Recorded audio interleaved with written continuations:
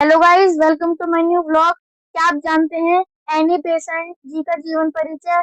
अगर नहीं जानते और जानना चाहते हैं तो मेरी इस वीडियो को एंड तक जरूर देखें, क्योंकि अगर आप मेरी इस वीडियो को एंड तक नहीं देखेंगे, बीच में स्किप कर देंगे तो आपको कुछ भी समझ में नहीं आएगा। तो और मेरे इस पेज को फॉलो सब्सक्राइब करें और इस वीडियो पर लाइक कमेंट और शेयर करें, ज्यादा से ज्यादा शेयर करें ताकि वीडियो और लोगों तक पहुंच सके और उनको भी एनी बेसेंट जी के बारे में पता चल सके। एनी बेसेंट 1847 1933 एक ब्रिटिश समाज सुधारक थियोसोफिस्ट, महिला अधिकार कार्यकर्ता और भारतीय स्वतंत्रता सेनानी थीं। 1893 में भारत आकर उन्होंने शिक्षा और थियोसोफी के प्रसार में अहम भूमिका निभाई। 1916 में होम रूल लीग स्थापित की और 1917 में कांग्रेस की पहली महिला अध्यक्ष बनी, जिन्होंने भारतीय स्वतंत्रता संग्राम में महत्वपूर्ण योगदान दिया। जन्म 1 अक्टूबर 1847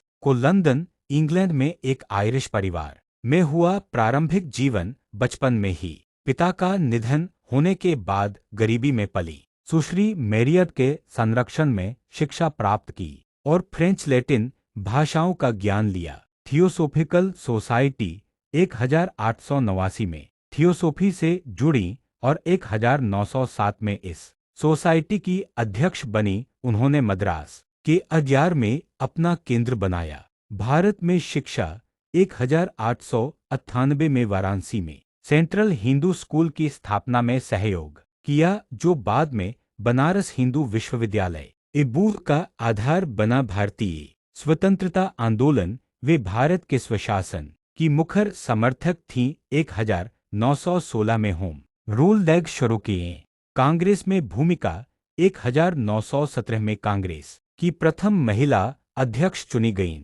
पत्रकारिता उन्होंने न्यू इंडिया नामक समाचार पत्र के माध्यम से भारत की आजादी के लिए अलख जगाई। निधन 1933 में उनका निधन हो गया। उन्होंने अपना जीवन भारत की सेवा और आध्यात्मिक चेतना के लिए समर्पित किया। एनी बेसेंट ने भारतीय शिक्षा प्रणाली में सुधार, महिला सशक्तिकरण और सामाजिक बुराइयों को दूर करने के लिए भी काम किया, जिसके लिए उन्होंने ब्रदर्स ऑफ सर्विस संस्था भी बनाई। एनी वुड का जन्म 1 अक्टूबर 1847 को लंदन में हुआ था। वे विलियम बर्टन पर्स वुड 1816 1852 और उनकी पत्नी एमिली रोश मॉरिस, जिनकी मृत्यु 1874 में हुई, की पुत्री थी। उनके पिता अंग्रेज थे। उन्होंने ट्रिनिटी कॉलेज डबलिन में पढ़ाई की और चिकित्सा की डिग्री प्राप्त की। उनकी मां आयरिश कैथोलिक थीं। एक शिक्षाविद के रूप में उनके योगदानों में बनारस हिंदू विश्वविद्यालय की संस्थापकों में से एक होना शामिल है। एनी बेसेंट ने प्राचीन भारतीय धर्मों, दर्शनों और सिद्धांतों के अध्ययन को बढ़ावा दिया।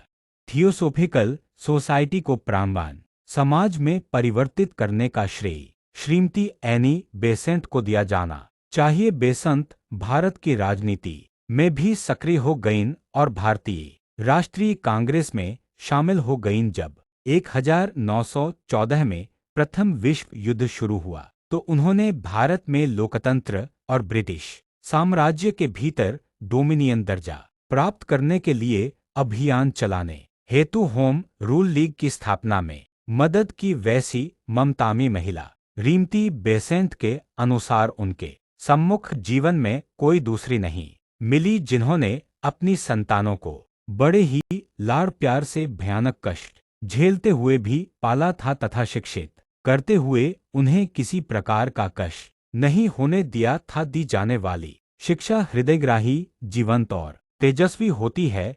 एनी बेसेंट ने सितंबर 1916 में मद्रास में होम रूल लीग की स्थापना की। दोनों का साझा उद्देश्य भारत में स्वशासन प्राप्त करना था। दोनों लीगों के बीच एक अनौपचारिक समझौता था, जिसके तहत तिलक की लीग महाराष्ट्र, बंबई को छोड़कर कर्नाटक, बरार और मध्य प्रांतों में काम करती थी। उन्होंने वैचारिक स्वतंत्रता, धर्मनिरपेक्षता, महिलाओं के अधिकार, गर्भ निरोधक श्रमिकों के अधिकार और फेबियन समाजवाद के लिए संघर्ष किया। वे विशेष रूप से चर्च द्वारा लोगों के जीवन को नियंत्रित करने के खिलाफ थी। वे एक कुशल वक्ता थीं और उन्होंने व्यापक यात्रा भी की। 1889 में हेलेना ब्लावत्स्की से मिलने के बाद बेसेंट ने थियोसोफी को अपना लिया। एनी बेसेंट वह एक समाज सुधारक, ब्रह्मविद्यावादी और भारतीय स्वतंत्रता नेता थीं। एनी बेसेंट का जन्म ब्रिटेन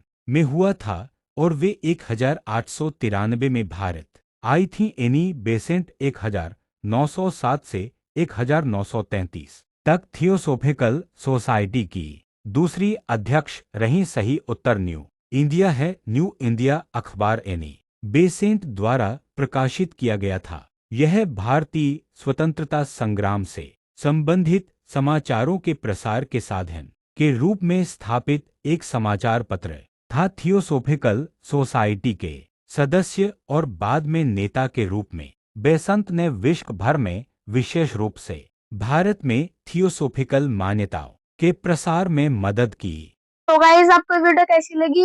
अगर आपको वीडियो अच्छी लगी हो तो लाइक, कमेंट और शेयर जरूर करें। मेरे इस पेज को फॉलो और सब्सक्राइब करें। और आपको इस वीडियो में जो भी समझ में आया और अच्छा लगा हो तो कमेंट में जरूर बताएं। Thank you.